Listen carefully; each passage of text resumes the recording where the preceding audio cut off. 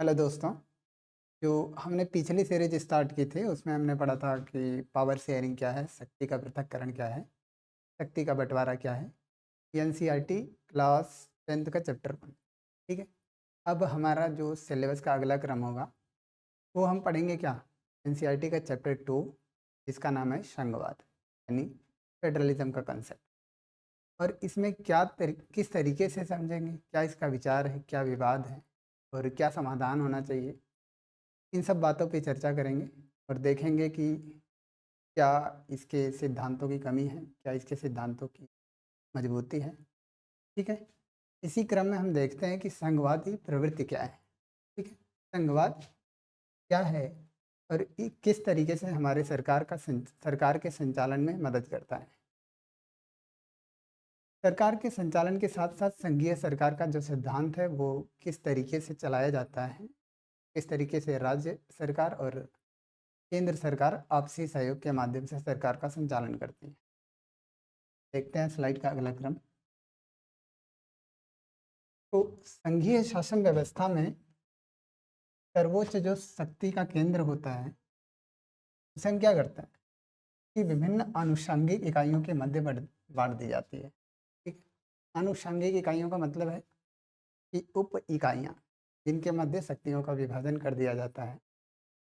इसके साथ ही शक्तियों का बंटवारा करते हुए अगर राज्यों और केंद्र सरकार के मध्य शक्तियों का समान विभाजन है और साथ साथ सहयोग के माध्यम से कार्य कर रहे हैं तो हम उन्हें बोलते हैं कि संघवादी सरकार है और उसका संचालन सफल तरीके से हो रहा है। संघ में दो स्तर की सरकारें होती हैं। ठीक है। पहली पहली होती है क्या, पूरे देश में सरकार होती है जो राष्ट्रीय महत्व के कुछ विषयों की जिम्मेदारी लेती है। राष्ट्रीय महत्व के क्या विषय हैं? राष्ट्रीय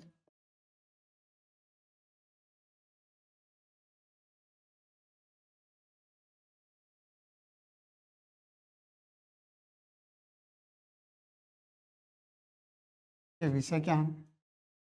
जैसे सुरक्षा, जैसे विदेश,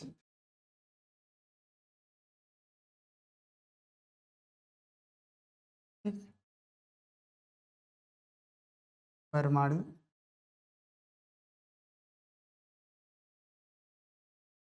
नीति। सुरक्षा, विदेश नीति और परमाणु नीति क्या है? राष्ट्रीय महत्व के विषय हैं। राष्ट्रीय महत्व के विषय होने के नाते एक केंद्र सरकार की जिम्मेदारी है कि किस तरीके से इनके मध्य सामंजस्य और संतुलन स्थापित किया जाए। ठीक है। तो सुरक्षा का जो विषय है वो राज्यों को नहीं दिया जा सकता, क्योंकि अगर वेपन्स के कंट्रोल, एटॉमिक वेपन्स यानी परमाणु हथियार की जिम्मेदारी राज्यों को दे दी गई तो राज्य ही आपस में संघर्ष करने लगेंगे। ऐसे में दिक्कत आ जाएगी संचालन में, तो हमने नहीं दिया। विदेश नीति, किस देश से व्यापार करना है, किस देश से नहीं करना है, कहाँ पे कैसे रखना है, तो ये जिम्मा जो है वो विदेश नीति का जो ठेका ले रखा है वो केंद्र सरकार का है। अब परमाणु नीति के सारे फैसले कौन करेगा? केंद्र सरकार। तो अगला पॉइंट है दूसरा, प्रांत या राज्य के स्तर पर सरकारें होती हैं जो अपने अपने राज्य के दैनिक प्रशासन की जिम्मेदारी निभाती हैं। यहाँ पे क्या है, दैनिक यानी रोजमर्रा की जो चीज़ें होती हैं। रोजमर्रा की चीज़ें से मतलब हमारा है जैसे कि लॉ एंड ऑर्डर मेंटेन करना और पंचायती राज में सब कुछ ठीक चल रहा है नहीं, और राज्य सरकारें अपने उत्तरदायित्वों का सही से निर्वहन कर रही हैं कि नहीं, इन सब बातों की जो जिम्मेदारी होती है वो राज्य सरकार की होती है। ठीक है। यहाँ पे नोट क्या है, दोनों स्तर की सरकारें एक दूसरे से स्वतंत्र और शक्ति का प्रयोग करते हैं। स्वतंत्र का क्या मतलब है? संप्रभुता। संप्रभुता मतलब अपने फैसले खुद लेना। अगर आप स्वतंत्र हो तभी तो अपना विकास कर पाओगे। ठीक है। तो यहाँ पे राज्यों को स्वायत्तता दी गई है और इसी स्वायत्तता के माध्यम से राज्य अपनी नीतियों का संचालन करते हैं, करारोपण करते हैं, उन्हें वित्तीय अधिकार प्राप्त हैं।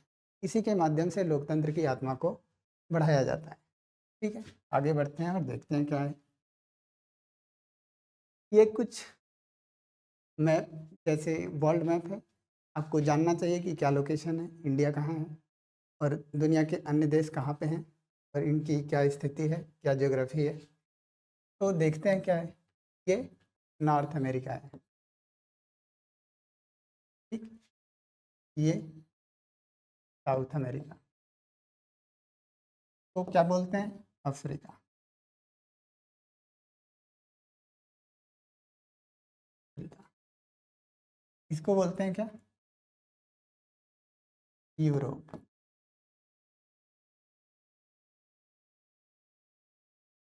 इसको बोलते हैं क्या, एशिया।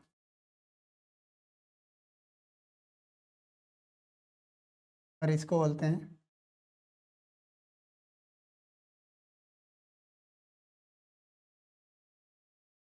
और ये रहा हमारा इंडिया, ठीक है। बाकी जो नॉर्थ वाले पार्ट में है वो हमारा अंटार्कटिका यहाँ पे है, आर्कटिका, और अंटार्कटिका जो है वो साउथ पार्ट। तो लोकेशन महत्वपूर्ण है, आप इसे ध्यान में रखें। और आगे हम देखते हैं कि क्या एकात्मक शासन की व्यवस्थाएं हैं, संघीय शासन में किस तरीके से इसका संचालन होता है, किस तरीके से पावर शेयरिंग डिस्टर्ब होती है। तो एकात्मक शासन प्रणाली में या तो केवल एक ही स्तर की सरकार होती है या फिर उप इकाइयाँ केंद्र सरकार के अधीन होते हैं। उप इकाइयों का क्या मतलब है कि जैसे राज्य सरकार, पंचायती राज लेवल की सरकारें जो होती हैं वो क्या होती हैं कि केंद्र के अधीन होती हैं। यहाँ पे शक्तियों का बंटवारा नहीं होता, यहाँ पे सब कुछ आदेश दिया जाता है और राज्य सरकारें और लोकल गवर्नमेंट जो होती है उसको पालन करती है। तो सत्ता का जो स्रोत होता है वो बिल्कुल राज्य होता है, राज्य मजबूत होता है, एकात्मक शासन की प्रवृत्ति होती है। और केंद्र सरकार प्रांतीय या स्थानीय सरकारों को आदेश दे सकते हैं, ठीक है। ये एकात्मक शासन की प्रवृत्ति है, लेकिन ऐसा भारत में नहीं है। भारत में क्या है, आगे देखते हैं। संघीय शासन, संघीय शासन प्रणाली में केंद्र सरकार राज्य सरकार को किसी कार्य के लिए आदेश नहीं दे सकती, ठीक है। राज्य सरकार के पास अपनी स्वतंत्र शक्तियां होती हैं जिनके लिए वह केंद्र सरकार के प्रति उत्तरदायी नहीं है, ठीक है। दोनों सरकारें अलग अलग जनता के प्रति उत्तरदायी होती हैं। ये क्या है, भारत का मॉडल। हाँ, संघ सरकार में क्या है, संघ और राज्य स्थानीय सरकारें आपस में मिलकर क्या करती हैं, सहयोग के माध्यम से शासन का संचालन करती हैं। और शासन के संचालन के इसी क्रम में क्या है कि कोई भी ऑर्गन एक दूसरे को आदेश नहीं दे सकता। अगर आदेश नहीं दे सकता इसका मतलब ही तो है, यही स्वायत्तता है, यही स्वायत्तता, यही क्या है,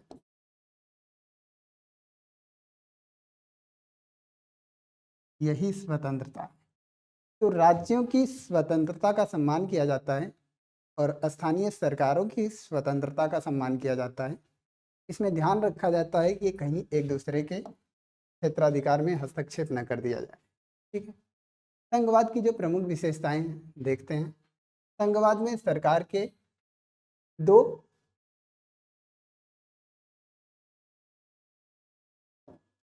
संघवाद में सरकार के दो या अधिक परतें होती हैं, ठीक है। जैसे केंद्र सरकार, राज्य सरकार और स्थानीय सरकारों को बोलते हैं क्या, स्तर की सरकार।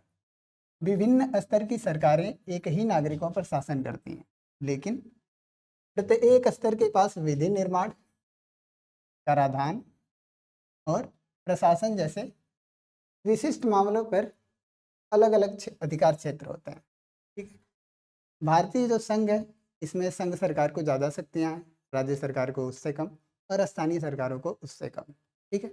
भारतीय संघ में संघ सरकार मजबूत है, तो हम क्या कहते हैं कि हमारा संघ तो है लेकिन अर्ध संघीय व्यवस्था कहते हैं, क्वाजी फेडरल स्टेट, ठीक है। क्या, अर्ध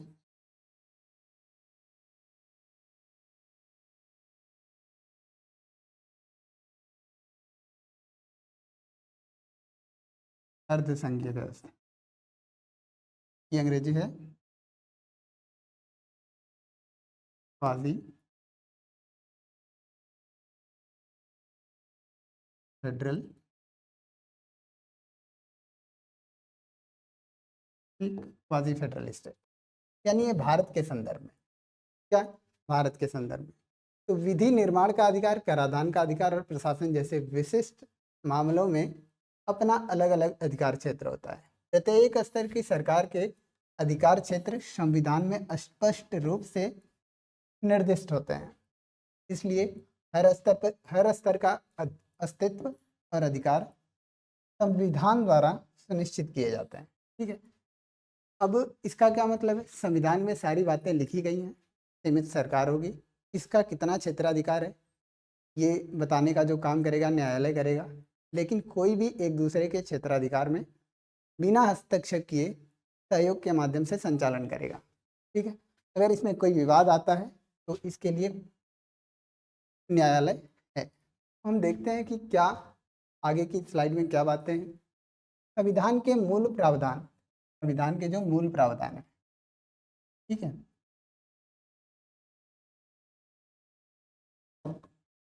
संविधान के मूल प्रावधान को किसी एक स्तर की सरकार द्वारा एक तरफा नहीं बदला जा सकता। ठीक है, ऐसे परिवर्तन दोनों स्तरों की सहमति से किए जा सकते हैं। हाँ, कोई विषय ऐसा है जो जिससे राज्य प्रभावित होंगे और केंद्र सरकार चाहती है उस पर नियम बनाना, तो नियम नहीं बना सकती, उसके क्षेत्राधिकार में इंटरफेयर नहीं कर सकती। तो ऐसे में क्या करना पड़ेगा, राज्य सरकार की अनुमति लेनी पड़ेगी, इसके बाद ही हम किसी विधि का निर्माण कर सकते हैं। न्यायालय को संविधान और सरकार के विभिन्न स्तरों की शक्तियों की व्याख्या करने का अधिकार है। सर्वोच्च न्यायालय मध्यस्थ, ठीक है, मध्यस्थ के रूप में कार्य करता है जब विभिन्न स्तरों के बीच शक्तियों को लेकर विवाद उत्पन्न होता है। कभी कभी होता यह है कि राज्यों के मध्य तथा केंद्र सरकार के मध्य विधि बनाने को लेकर विवाद आता है, तो ऐसे में विधि बनाने के लेकर जो विवाद आएगा उसका जो निवारण करेगा वो उच्चतम न्यायालय करेगा, और उसकी इंटरप्रिटेशन क्या है, किसका कितना क्षेत्राधिकार है, ये तय करने का काम केवल न्यायालय का, उच्चतम न्यायालय। ठीक है, प्रत्येक स्तर की सरकार के लिए राजस्व यानी आय के स्रोत स्पष्ट रूप से निर्दिष्ट होते हैं ताकि उसकी वित्तीय स्वायत्तता सुनिश्चित की जा सके। अब इसी स्वायत्तता के क्रम में हम देखेंगे कि कोई स्वायत्त कैसे है, अगर जेब में पैसे ही नहीं है तो फैसले कैसे लेगा अपना। तो हम इसी स्वायत्तता के अगले क्रम में करारोपण का अधिकार हमने राज्यों को दे रखा है और स्थानीय सरकारों को भी दे रखा है। हालांकि ये ट्रांसफ़र करना एक चुनौती है कि किस तरीके से संघीय सूची से इसे राज्य सूची में और राज्य सूची से स्थानीय सूची में किस तरीके से ट्रांसफ़र किया जाए समवर्ती सूची में, ये चुनौती तो बनी ही रहती है। ठीक है, केंद्र और राज्य सरकार के बीच शक्ति का संतुलन, केंद्र और राज्य के बीच शक्ति का जो संतुलन है एक संघ में अलग अलग होता है। ठीक है, यानी संघीय शासन प्रणाली कहाँ पे है, इस मैप में, इस मैप में जो रेड कलर का दिख रहा है, रेड कलर का, ये सारे क्या है, संघीय शासन प्रणाली है, ये सारे संघीय शासन प्रणाली है। और जो वाइट दिख रहे हैं वो किसी अलग टाइप की व्यवस्था है, वहाँ पे एकात्मक शासन है।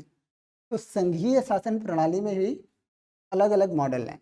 हाँ, अलग अलग मॉडल को हम आगे चर्चा करेंगे, लेकिन यहाँ पे जानना जरूरी था कि मॉडल कितने हैं। ठीक है, तो आगे देखते हैं कि संघों के बनने के संघों के बनने के दो मार्ग होते हैं। हाँ, यही वो मॉडल है जिसकी हमने चर्चा की है। अब इसमें पहला जो मॉडल है कमिंग टुगेदर। कमिंग टुगेदर का क्या मतलब है, हम अपनी मर्जी से अपनी इच्छा से साथ साथ आ जाएं और साथ साथ आकर किसी सरकार का निर्माण करें। हाँ, ये हमने अपनी मर्जी से किया, किसी के दबाव में आकर नहीं किया। तो ऐसे में क्या करते हैं, स्वेच्छा से स्वतंत्र राज्य स्वयं मिलकर एक बड़ी इकाई का निर्माण करते हैं और इस प्रकार के अपनी संप्रभुता को मिलाकर अपनी पहचान को बनाए रखते हुए सुरक्षा को बढ़ावा देते हैं। इसे क्या बोला जाता है? Coming together federation. यानी कमिंग टुगेदर फेडरेशन के माध्यम से क्या होता है? इसका निर्माण होता है, यानी राज्य क्या करेंगे? आपसी सहमति से एक संघ का निर्माण करेंगे और इसके माध्यम से शासन का संचालन करेंगे। ठीक है, यहाँ पे राज्य मजबूत स्थिति में होता है और इसके उदाहरण क्या है? अमेरिका और स्विट्जरलैंड और ऑस्ट्रेलिया। ठीक है, ये क्या है? Coming together federation. ये क्या है? इसमें सारे राज्य मिलकर क्या किए? संघ का निर्माण किया और जब चाहें तब ये संघ से अलग हो सकते हैं। लेकिन भारत में ऐसा नहीं है। ऐसा क्यों नहीं है? अगली स्लाइड में हम देखते हैं। ठीक है,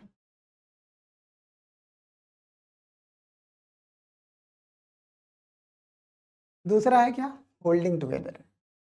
होल्डिंग टुगेदर, हाथ बांध के चलना, पकड़ के चलना, कहीं भटक ना जाओ। ठीक है, ऐसा कोई लीडर हो जिसके पीछे पीछे हम चल पड़े, कोई फोर्स हो जो हमें खींच रहा हो कि नहीं जबरदस्ती है, आना पड़ेगा आना पड़ेगा। तो क्या है? एक बड़ा देश अपनी शक्ति को घटक राज्यों और राष्ट्रीय सरकार के बीच विभाजित करता है।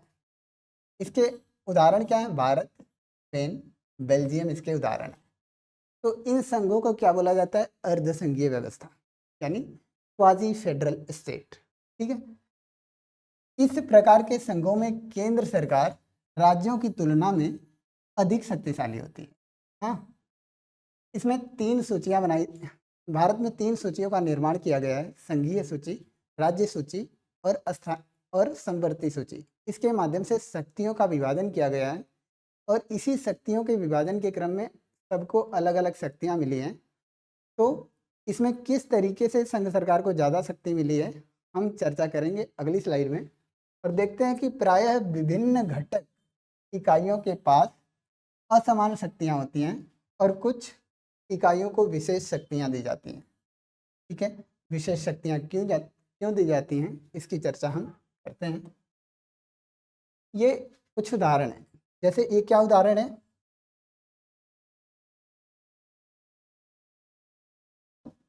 ये उदाहरण है क्या? कमिंग टुगेदर फेडरेशन की, स्वेच्छा से, स्वेच्छा से यानी अपनी मर्जी से।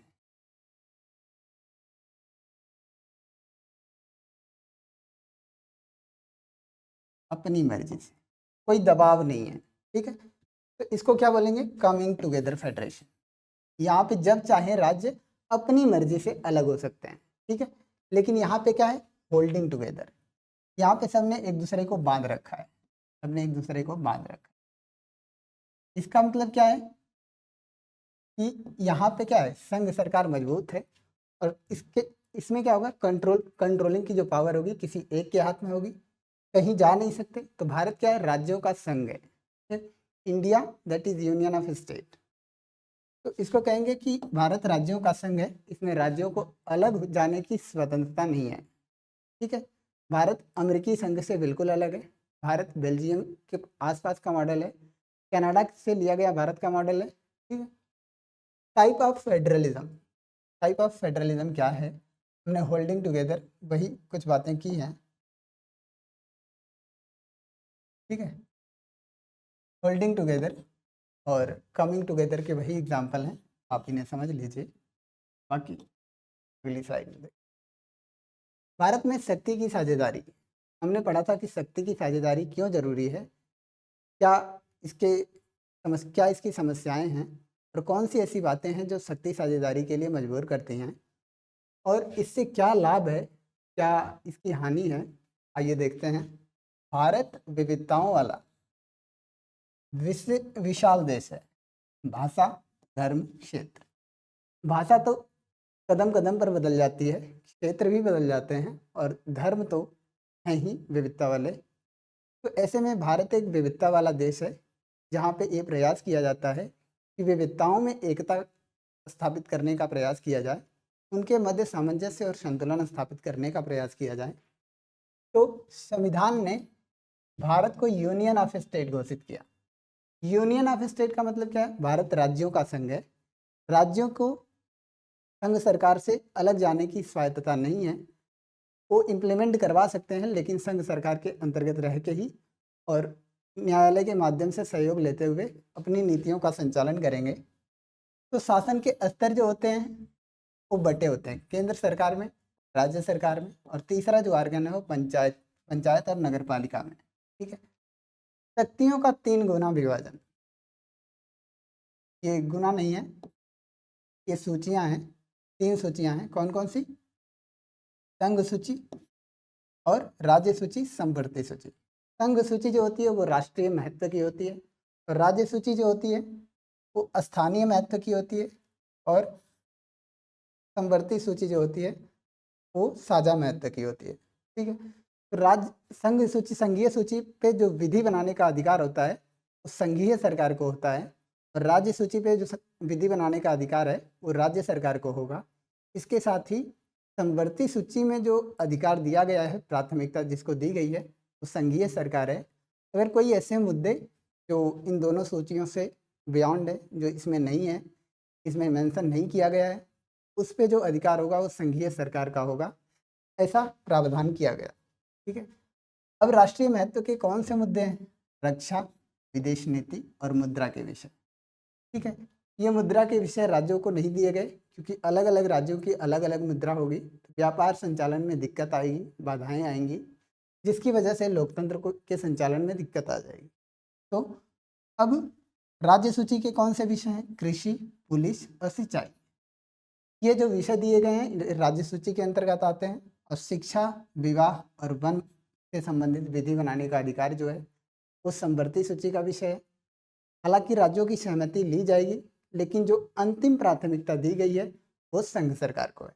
ठीक है। तो हम यहाँ तक अपना कर लिए हैं, अब आगे बढ़ते हैं। विशेष प्रावधान और महत्व क्या है, इसके महत्व और क्या है इसका प्रावधान, देखने का प्रयास करते हैं। कुछ राज्यों जैसे असम, नागालैंड, मिजोरम और अरुणाचल प्रदेश को विशेष राज्य का दर्जा दिया गया है। इसके अंतर्गत आर्टिकल 371 के अंतर्गत 371 ए, बी, सी, डी, ई, एफ, जी ऐसे करके कई आर्टिकल हैं। तो हमने इसके माध्यम से विशेष राज्य के राज्यों को दर्जे देने का प्रावधान किया है। और इसी प्रावधान के साथ भूमि अधिकार, संस्कृति, नौकरियों में प्राथमिकता की व्यवस्था की है। केंद्र सरकार यानी केंद्र शासित प्रदेश दिल्ली, चंडीगढ़, लक्षद्वीप, केंद्र का विशेष नियंत्रण है इसमें। ठीक है। यानी कि इसमें केंद्र का विशेष नियंत्रण का क्या मतलब है? दिल्ली सरकार में मुख्यमंत्री की व्यवस्था है, लेकिन यहाँ पे लाइन और ऑर्डर मेंटेन करने की जो जिम्मा है, जो पुलिस का क्षेत्राधिकार है, वो राज्य का विषय नहीं है, वो संघ सरकार का विषय है। यानी क्या है कि जो यहाँ के मुख्यमंत्री का जो काम होता है वो बड़ा लिमिटेड होता है। तो इस तरीके से अपनी स्थानीय सरकारों का संचालन करते हैं। डेयरी प्रोडक्ट कैसे लगेंगे, ये लोकल काम जो होते हैं वो दिल्ली सरकार के होते हैं। चंडीगढ़ और लक्षद्वीप में केंद्र सरकार का शासन होता है।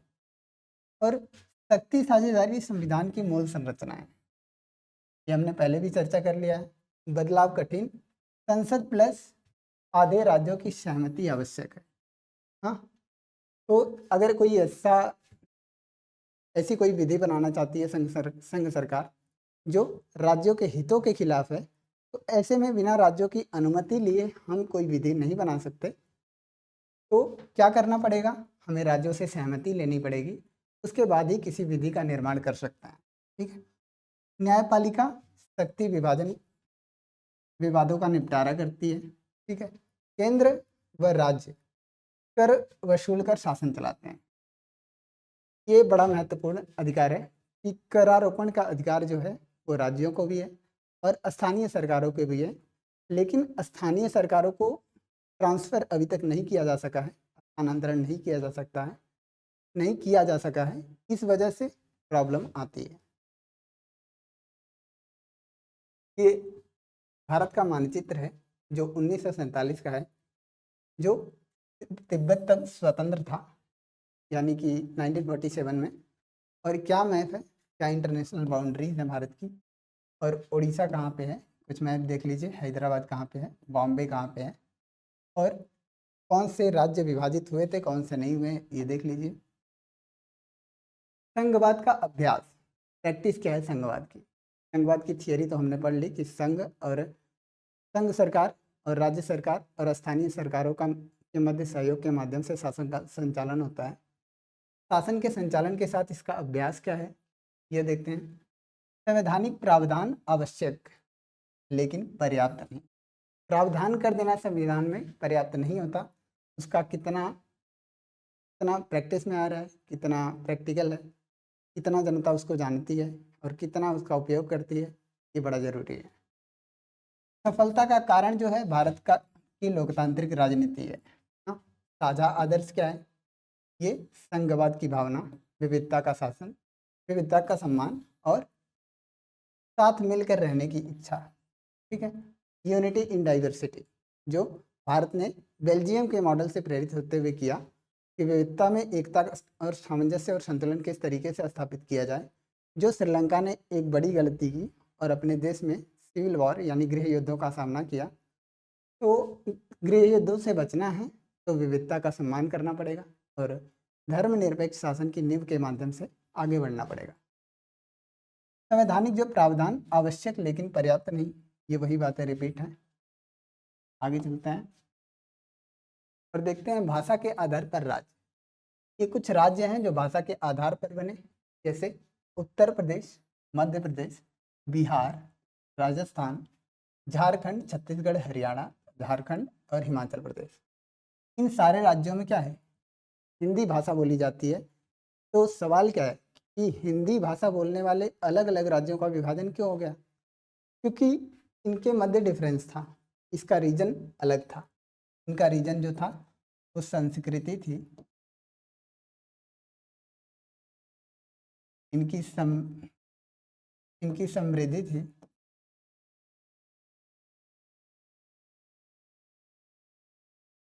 और स्रोत थे,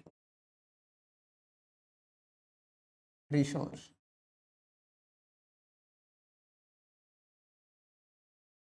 जो हम अगली स्लाइड में भी देखेंगे। तो ये जो राज्य हैं, तेलुगु, आंध्र प्रदेश, तेलंगाना, ये भाषा के आधार पर बना है। तमिलनाडु, कन्नड़, मलयालम, मराठी, गुजराती, उड़िया, बांग्ला, असमिया, पंजाबी, उर्दू और मणिपुरी, ये क्या है, ये जो सारे राज्यों का फॉर्मेशन हुआ है, जो मैंने यहाँ से यहाँ तक बताया है, ये भाषा के आधार पर बना है। ठीक है, बाकी राज्यों के मध्य जो विभाजन हुआ है उसका कारण अलग है, उसके कारण की चर्चा हम अगली स्लाइड में करते हैं। भाषाई राज्य जो हैं, भाषाई राज्यों का निर्माण लोकतांत्रिक राजनीति की पहली बड़ी परीक्षा। ठीक है, 1947 से 2019। पुराने राज्य समाप्त और नए राज्य बने और सीमाएं व नाम बदल दिए गए। ठीक है, तो हम समझते हैं कि ये पहली बड़ी परीक्षा कैसे थी। ठीक है, 1947 जब भारत आज़ाद हुआ, इसके साथ ही ये चुनौती थी कि भारत का विभाजन अगर भाषा के आधार पर कर दिया गया तो भारत में कदम कदम पर क्या है, भाषा बदल जाती है, कदम कदम पर संस्कृति बदल जाती है। अगर ऐसे में हमने इसको आधार बना लिया तो भारत के 1000 टुकड़े हो जाएंगे। ऐसे में भारत को एक साथ लेकर नहीं चला जा पाएगा। तो हमने क्या किया, भाषा के आधार पर राज्यों के विभाजन की मांग को ठुकरा दिया। हाँ, इसके बाद हमने कई कमेटियां बनाई और इसके माध्यम से देखा कि क्या करना चाहिए। लेकिन उससे पहले जो 1950 के दशक में जो हुआ, वो आंध्र प्रदेश में आंदोलन हुआ और भाषाई आधार पर राज्य के निर्माण की मांग आई। तो हमने क्या किया, आंध्र प्रदेश का विभाजन में वहाँ के एक नेता थे पोट्टी श्रीरामालू, पोट्टी श्री रामा, इन्होंने आंदोलन किया, ये गांधीवादी नेता थे। इन्होंने अहिंसा का रुख अख्तियार किया और आंदोलन किया। इस आंदोलन में इन्होंने भूख हड़ताल करना शुरू कर दिया और इस आंदोलन में इनकी डेथ हो गई। इस डेथ ने समस्या क्रिएट की, इसलिए आंध्र प्रदेश का जो विभाजन हुआ भाषा के आधार पर हुआ। संघ सरकारों को मानना पड़ा कि भाषा के आधार पर विभाजन करना ही सॉल्यूशन है। तो उस समय कर दिया गया उद्देश्य एक ही भाषा बोलने वाले एक ही राज्य में रहें। कुछ राज्य भाषा नहीं बल्कि संस्कृति, जातीयता, भूगोल के आधार पर, जैसे नागालैंड, उत्तराखंड और झारखंड के का जो विभाजन किया गया वो संस्कृति, जातीयता और भूगोल के आधार पर किया गया। शुरुआत में डर था कि देश टूट जाएगा। अनुभव ने साबित किया, देश और अधिक एकजुट हुआ, प्रशासन आसान हुआ। ठीक है, लेकिन बाद में ये एहसास हुआ कि भाषा के आधार पर राज्यों का विभाजन जो है वो देश के विभाजन को, देश की एकता, अखंडता को नुकसान नहीं पहुंचाएगा बल्कि उसकी भावना को मजबूत करेगा। इसका जो परिणाम है हम देखते हैं अगली स्लाइड में। ये वही है, हिंदी भाषा को राष्ट्रीय भाषा का दर्जा नहीं दिया गया। एक डिबेट थी ऑफिशियल लैंग्वेज की कि देश की राष्ट्रीय लैंग्वेज क्या हो। तो राष्ट्रीय लैंग्वेज भारत की कुछ भी नहीं है। कहीं भी ये नहीं लिख पाए, कहीं भी ये तय नहीं किया जा सका कि हिंदी राष्ट्रभाषा होगी, अंग्रेजी राष्ट्रभाषा होगी, तमिल तेलुगु राज्य भाषा होगी। ऐसा नहीं किया गया क्योंकि भाषा में विविधता थी और भाषा में अगर विविधता है तो प्रतिनिधित्व सुनिश्चित करना बड़ा मुश्किल हो जाता है। ठीक है, तो हिंदी भाषा जो बोलने वाले लोगों की संख्या है वो देश के 40% लोगों की मातृभाषा है। ठीक है, तो ऐसे में राष्ट्रीय भाषा घोषित करना एक चुनौतीपूर्ण कार्य है। अन्य भाषा जो है 22 अनुसूचित भाषाएं हैं, केंद्रीय परीक्षाएं इन भाषाओं में संभव, राज्यों की अपनी आधिकारिक भाषाएं होंगी। ठीक है, राज्य अपनी आधिकारिक भाषाओं का चुनाव कर सकते हैं, अपनी विधानसभाओं में क्षेत्रीय भाषाओं का उपयोग करते हुए अपनी विधानसभा का संचालन कर सकते हैं, में कोई चुनौती नहीं है। लेकिन अंग्रेजी जो भाषा का प्रयोग है 1965 तक समाप्त हो जाएगा, ये निर्णय लिया गया था भारत की आज़ादी के साथ। लेकिन एक तमिलनाडु आंदोलन और हिंसा के दौरान ही इस निर्णय को तिलांजलि दे दी गई और ये मान लिया गया कि भाषा के आधार पर राज्य का विभाजन कोई एकता और अखंडता को चुनौती नहीं प्रस्तुत करता। और इसी फार्मूले को हम अपना के आगे बढ़े और समाधान क्या निकाला कि जो हिंदी और अंग्रेजी है उसे ऑफिशियल लैंग्वेज रखा जाए, उसी के माध्यम से संसद का संचालन होगा, संसद का कार्य जो समापन होगा वो अंग्रेजी और हिंदी में होगा। ठीक है, आगे बढ़ते हैं। केंद्र और राज्य संबंध क्या है? केंद्र और राज्य के मध्य जो संबंध है उसके मध्य क्या चुनौतियां हैं और किस तरीके से उसका समाधान ढूंढा जाता है और कहाँ कहाँ संघर्ष आते हैं, ये देखते हैं। संवैधानिक व्यवस्थाएं क्या हैं? ठीक है, भारत में संघवाद को मजबूत बनाने के लिए संविधान ने केंद्र और राज्यों के मध्य शक्तियों का बंटवारा किया। ये संविधान में व्यवस्थाएं हैं, प्रावधान है कि शक्तियों का बंटवारा जो होगा केंद्र सरकार और राज्य सरकारों के मध्य होगा और संघ सूची, राज्य सूची और संवर्धित सूची जैसे विषय होंगे जिसमें सबके क्षेत्राधिकार अलग होंगे, स्वायत्तता अलग होगी, कार्यारोपण करने के अधिकार अलग होंगे। व्यवहार में यह इस पर निर्भर करता है कि सत्ता में बैठे दल और नेता इन व्यवस्थाओं का पालन कैसे करते हैं। ठीक है, तो सत्ता में जो बैठे लोग हैं कितना रिस्पॉन्सिबल हैं, कितने उत्तरदायी हैं वो जनता के प्रति और किस तरीके से शासन का संचालन करते हैं, ये संविधान में व्यवस्था की गई है। ठीक है, 1960 से 70 का 1960 से जो 80 का दौर है वो गठबंधन सरकारों का दौर है। ठीक है, नहीं गठबंधन नहीं, एक दलीय शासन का दौर है जब इंदिरा गांधी शासन कर रही है। ठीक है, कांग्रेस पार्टी का शासन है। तो लंबे समय तक क्या हुआ, केंद्र और अधिकांश राज्यों में एक ही राजनीतिक दल का प्रभुत्व रहा। अब चुनौती ये है कि केंद्र सरकार में जो सरकार में है कांग्रेस, उसी की सरकार राज्यों में भी है। ऐसे में कोई मतों में विविधता नहीं थी। जो संघ सरकार चाहती थी वो केंद्र सरकार करती थी, वो राज्य सरकारें करती थी, स्थानीय सरकारें करती थी, कोई मतभेद नहीं था। और राज्य सरकारें कोई अपना वजूद नहीं दिखा सकती थी क्योंकि पार्टी लाइन जो होती है उसके माध्यम से शासन चल रहा था। तो एक तरफ आदेश दिया जा रहा था, एक तरफ फॉलो किया जा रहा था, कोई प्रश्न नहीं किया जा रहा था और राज्यों की स्वायत्तता का सही उपयोग नहीं हो पाया। हाँ, जो हमने कल्पना की थी कि राज्य स्वायत्त होंगे, स्वायत्तता की कल्पना अप्रासंगिक रही क्योंकि राज्यों में भी वही सरकारें थी जो केंद्र सरकार में है। जब किसी राज्य में अलग दल की सरकार बनी तो केंद्र सरकार ने संविधान का दुरुपयोग कर दिया, इमरजेंसी लगाई गई और उसके आधार पे क्या हुआ, मतों को बेतर बे मतलब कह सकते हैं कि बेईमानी से अपनी तरफ आकर्षित करने का प्रयास किया गया, पर इसमें लोकतंत्र की आत्मा जो थी वो आहत हुई। ठीक है। 1990 के बाद परिवर्तन क्या हुआ? 1990 के बाद देश में क्षेत्रीय दलों का उदय हुआ। क्षेत्रीय दल, अब क्षेत्रीय दलों के उदय के साथ ही वैचारिक भिन्नता आएगी और इसी वैचारिक भिन्नता की वजह से लोकतंत्र की मूल आत्मा है उसे सुरक्षित रखने का प्रयास किया जाएगा। लोकतंत्र और मजबूत होगा जितने क्षेत्रीय दल आएंगे, इसका मतलब है वैचारिक भिन्नता का समावेश है और उनका प्रतिनिधित्व सुनिश्चित किया गया है, इसलिए वैचारिक भिन्नता आ रही है, मतलब लोकतंत्र की गरिमा को सुरक्षित रखा गया है। ठीक है? और केंद्र में गठबंधन की सरकारों का दौर आया, एक दलीय शासन का समापन हुआ और गठबंधन सरकारों का दौर हुआ और इसमें स्थानीय मुद्दे प्राइमरी हो गए। स्थानीय मुद्दे, अब केंद्र में अलग सरकार, राज्य में अलग सरकार। अब क्या है, अब डिबेट होती थी, अब क्वेश्चन होते थे एक दूसरे के कामों को लेके। किसी एक दल को लोकसभा में स्पष्ट बहुमत नहीं था, राष्ट्रीय दलों को क्षेत्रीय दलों के साथ मिलकर सरकार बनानी पड़ी। ठीक है। तो किसी का बहुमत ना होने की वजह से लोकसभा में बिना बिना राज्यों के सहयोग के सरकार बनाना संभव नहीं था। तो उन्होंने क्या किया, सहयोग लेना सही समझा और गठबंधन सरकारों का दौर आया। ये संघ सरकार है, ये क्या है, केंद्र सरकार, केंद्र सरकार। ठीक है। ये है राज्य सरकार है, ये क्या है, राज्य सरकार।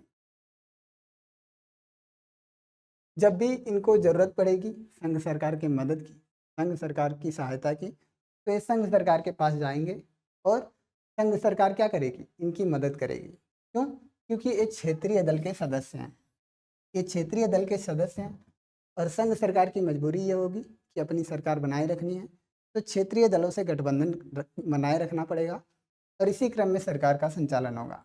ठीक है। ये कुछ फिगर्स हैं, आप इन्हें देख लीजिए, गठबंधन सरकारों के दौर के हैं जो एनसीईआरटी से लिए गए हैं। विकेंद्रीकरण का महत्व क्या है, ये हमने पीछे भी पढ़ लिया है। शक्ति का बंटवारा क्या है, विकेंद्रीकरण कैसे होता है, डिसेंट्रलाइजेशन ऑफ पावर कैसे होगा, और हमने ये शेड्यूल्ड जो लैंग्वेजेस हैं इंडिया की, हमने उसकी लिस्ट दी है और इसमें कौन किसका कितना प्रतिशत है हमने ये भी दिया है। ठीक है। जब केंद्र और राज्य सरकारों से शक्ति छीनकर स्थानीय सरकारों दी जाती हैं तो इसे सत्ता का विकेंद्रीकरण कहते हैं। ठीक है। जब लोकतंत्र की आत्मा ये है कि कैसे संघ सरकार से सारी शक्तियों का स्थानांतरण किधर हो, स्थानीय सरकारों की तरफ हो, और जैसे जैसे स्थानीय सरकारें मजबूत होंगी ये समझ लिया जाएगा कि लोकतंत्र की भावना को सुरक्षित रखा गया। ठीक है। स्थानीय सरकारों मतलब स्थानीय सरकारों में लोकल पीपल जो होते हैं उनका प्रतिनिधित्व होता है, वो डायरेक्ट भागीदारी करते हैं, डायरेक्ट जाके चुनाव करते हैं, उसमें कोई अप्रत्यक्ष मतदान नहीं होता है, प्रत्यक्ष मतदान होता है।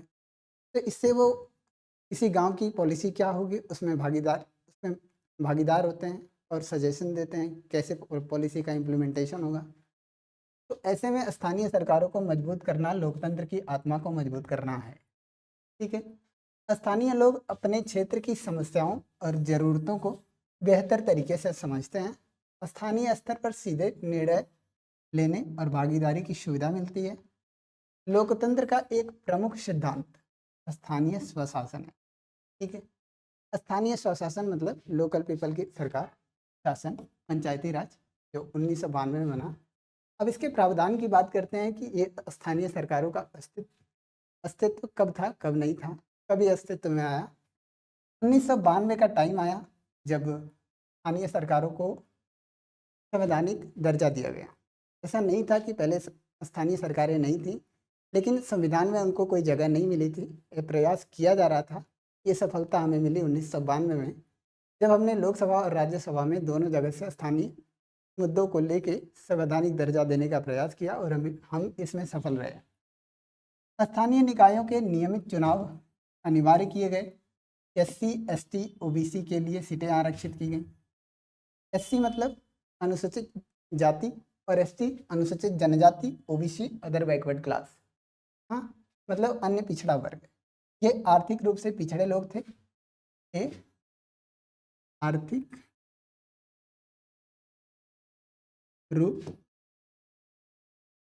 से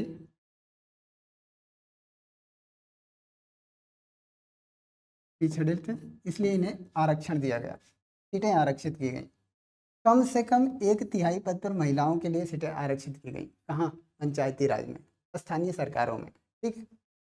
प्रत्येक राज्य में राज्य निर्वाचन आयोग बनाया गया, जिसको ये जिम्मेदारी दी गई कि स्थानीय सरकारों का चुनाव कैसे होगा। राज्य निर्वाचन आयोग को ये अधिकार नहीं है कि राज्य का चुनाव कैसे करवाया जाए, संघ सरकार के चुनाव कैसे करवाए जाए। राज्य निर्वाचन आयोग की जो जिम्मेदारी है स्थानीय सरकारों तक ही सीमित है। ठीक है। राज्यों को कुछ विशेष अधिकार और राजस्व स्थानीय निकायों के साथ साझा करने पड़े। ठीक है। अब राजस्व के जो मुद्दे हैं वो स्थानीय सरकारों को भी हैं, लेकिन राज्य सरकारें चाहें तो स्थानीय सरकारों को शक्तियां दे सकती हैं, ट्रांसफ़र कर सकती हैं, स्थानांतरित कर सकती हैं, लेकिन राजनीतिक दुरुपयोग की वजह से ये शक्तियां स्थानांतरित नहीं की जा सकी हैं। और जितना इन शक्तियों का स्थानांतरण किया जा पाएगा, लोकतंत्र की आत्मा को शांति मिलेगी। ठीक है। ग्रामीण और स्थानीय सरकार। ठीक है। पंचायती राज क्या है? हर गांव ग्राम समूह में पंचायत, ग्राम पंचायत सदस्य, पंच और सरपंच। ठीक है। प्रत्यक्ष चुनाव के माध्यम से इनका चुनाव होता है। और ग्राम सभा सभी मतदाता पंचायत पर निगरानी रखती हैं, बजट व कार्य की समीक्षा करती हैं। ये कौन करता है? ग्राम सभा। ग्राम सभा की पॉलिसी कैसे चलेगी, कैसे बनेगी और कैसे उसका इम्प्लीमेंटेशन होगा, ये काम, इसमें जो बजटिंग होगी उसकी निगरानी कौन करेगा? ये ग्राम सभा का काम है। पंचायत समिति क्या करेगी? पंचायत समिति और मंडल जो ब्लॉक स्तर पर होता है, और जिला परिषद जो जिला स्तर तक की संरचना जो फैली है, जिला परिषद का जो अध्यक्ष होता है वो राजनीतिक प्रमुख होता है। ठीक है। ये सलाहकारी भूमिका में होता है। तो देखते हैं कि क्या है। अब शहरी और स्थानीय सरकार में नगर पालिकाएं, ये स्थानीय सरकार है, और बड़े शहरों में नगर निगम, म्यूनिसिपल कॉरपोरेशन, नगर पालिका का प्रमुख अध्यक्ष होता है, और नगर निगम का प्रमुख जो होता है महापौर होता है, जिसे हम मेयर बोलते हैं। तो इसी के साथ अगली स्लाइड पे जाते हुए हम इस क्लास को विराम देते हैं। और आपके अगर कोई डाउट्स हैं जो पिछली क्लास में थे, आप पूछ नहीं पाए थे, तो प्लीज़ कमेंट बॉक्स में जाएं और एक कमेंट टाइप करें अच्छा सा, और उस डाउट को डालें वहाँ पे। आपके डाउट्स को हम कंसिडर करेंगे और अगली क्लास में हम उसका जवाब देने का प्रयास करेंगे। ठीक है। तो इस क्लास के माध्यम से हमने अपने विचार साझा किए। अगर आपके कोई विचार हैं, आपके कोई सुझाव हैं क्लास से रिलेटेड या इस टॉपिक से रिलेटेड, तो प्लीज़ सजेस्ट करें। ओके, थैंक यू, नमस्कार।